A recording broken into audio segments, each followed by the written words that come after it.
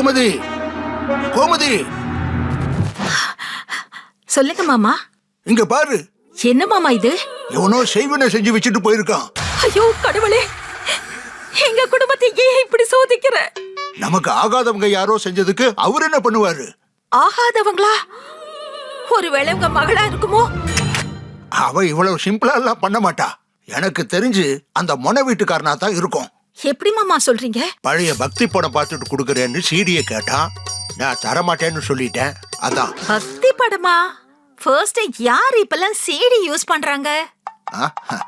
அதெல்லாம் உனக்கு தேவையில்லாத விஷயம். நீ முதல்ல போய் கோமியம், சாணி, ஆட்டு புழுக்க, கோழிப்பின்னு வேற என்னெல்லாம் இருக்கோ எடுத்துட்டு வா.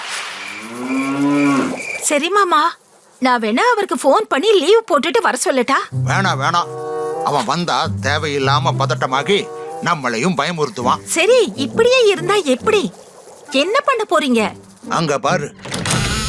இருக்கு, இந்த வீட்ல தீய சக்தி இருக்கு.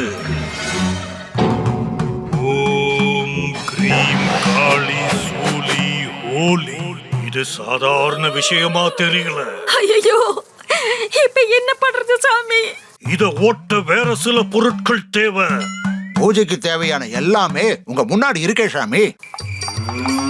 இதெல்லாம் இந்த சக்தி அழிக்க பத்தாது. ஆன்லைன்ல ஆர்டர் பண்ணி சைனால இருந்து வர வைக்கணும். என்னது, சைனாவா? ஆமா, ஷிப்பிங் சார்ஜஸோட சேர்ந்து இன்னும் 3 லட்சம் தேவைப்படும். என்னமா நடக்குதுங்க? சங்கரா, நம்ம வீட்டுக்கு யாரோ செய்வனை செஞ்சு வச்சுட்டு போயிருக்காங்க.